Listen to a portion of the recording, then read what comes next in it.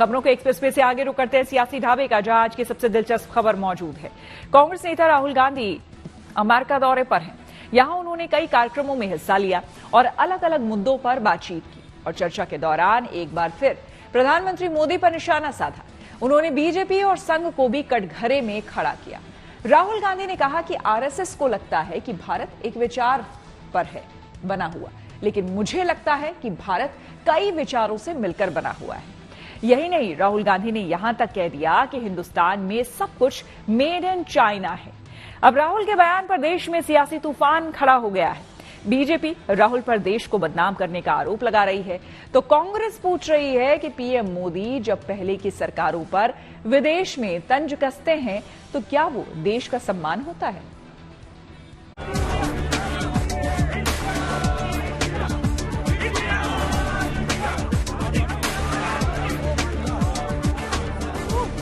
लोकसभा में नेता प्रतिपक्ष बनने के बाद अपने पहले अमेरिका दौरे पर गए राहुल गांधी ने एक बार फिर बीजेपी आरएसएस को निशाने पर लिया।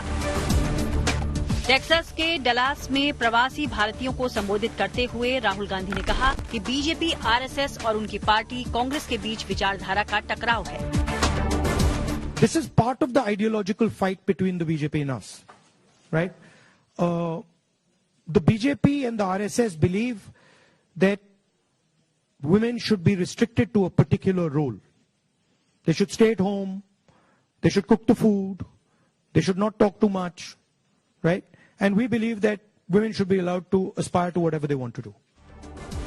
अमेरिकी धरती से बीजेपी आरएसएस पर राहुल गांधी ने हमला किया तो केंद्रीय मंत्री गिरिराज सिंह ने इस हमले का जवाब दिया। गिरिराज सिंह ने कहा कि आरएसएस को समझने के लिए राहुल गांधी को कई जन्म लेने पड़ेंगे। आरएसएस को जानने के लिए राहुल गांधी को कई जन्म लेना पड़ेगा। देशद्रोही कोई आरएसएस को नहीं जान सकता। जो बाहर में जाकर के देश की निंदा करे वो आरएसएस को नहीं जान सकता। राहुल गांधी लगता है भारत को बदनाम करने के लिए ही विदेश जाता। राहुल गांधी ने संसद में दिए गए अभय मुद्रा वाले अपने भाषण का भी जिक्र किया। उन्होंने कहा कि चुनाव के नतीजे आने के कुछ मिनट के अंदर ही लोगों के मन से बीजेपी और प्रधानमंत्री मोदी का डर समाप्त हो गया। Every single Indian religion, the hand is a symbol of fearlessness. And when I was saying this, the BJP could not stand it. They don't understand. And we are going to make them understand. You see, and the other thing that happened that was very beautiful, that in fact I was amazed that it happened so quickly, was that fear of the BJP vanished, disappeared, gone. And we saw that immediately, within minutes of the election result, nobody in India was scared of the BJP or the Prime Minister of India. वहीं overseas Congress अध्यक्ष Sam Pitroda ने कल Dallas में प्रवासी भारतीयों के बीच राहुल गांधी का परिचय कुछ इस तरह कराया कि वो फिर से सुर्खियों में आ गए। Rahul Gandhi's agenda is to really address some of these larger issues. He has a vision, contrary to what BJP promotes by spending crores and crores of rupees. I must tell you, he is no papu. He is highly educated. He is well read.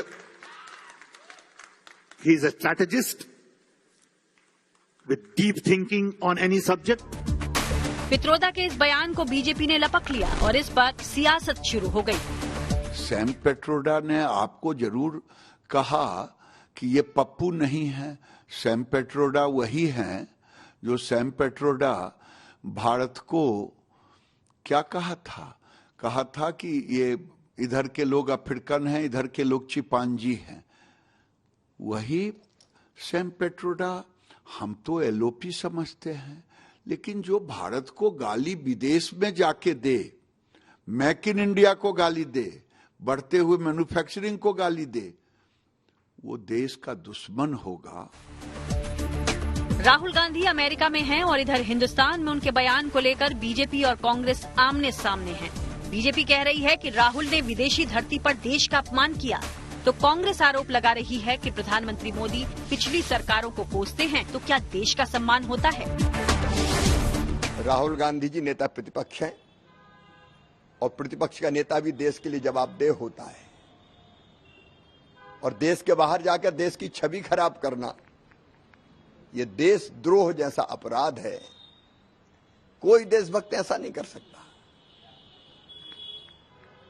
लेकिन राहुल जी तो लगता लगातार तीसरी बार हारने के बाद कांग्रेस के कुंठित हो गए और अपनी कुंठा देश की छवि खराब करके अमेरिका में निकाल रहे हैं। जब देश के प्रधानमंत्री बाहर जाके कहते उन्हें शर्म आती थी कि वो हिंदुस्तान में पैदा हुए, तब वो देश विरोधी बात नहीं थी। संविधान में जो पहले पृष्ठ पर लिखा है वो बता देना देश विरोधी कब से हो गया? India Bharat, India that is Bharat which is a union of states, ये तो संविधान में लिखा है। तो क्या भारतीय जनता पार्टी अब इस संविधान को बदलेगी? तो हमारा जो डर था, जो भय था भाजपा के बारे में, बिल्कुल सही था कि ये संविधान के खिलाफ। राहुल गांधी जब भी विदेश जाते हैं तो उनके बयानों पर सियासी तूफान जरूर उठता है। बीजेपी राहुल पर देश विरोधी बातें बोलने और बदनाम करने का आरोप लगाती है। इस बार भी राहुल के बयान को लेकर उम्मीद के मुताबिक ही सियासी घमासान जारी है। Bureau report, good news today.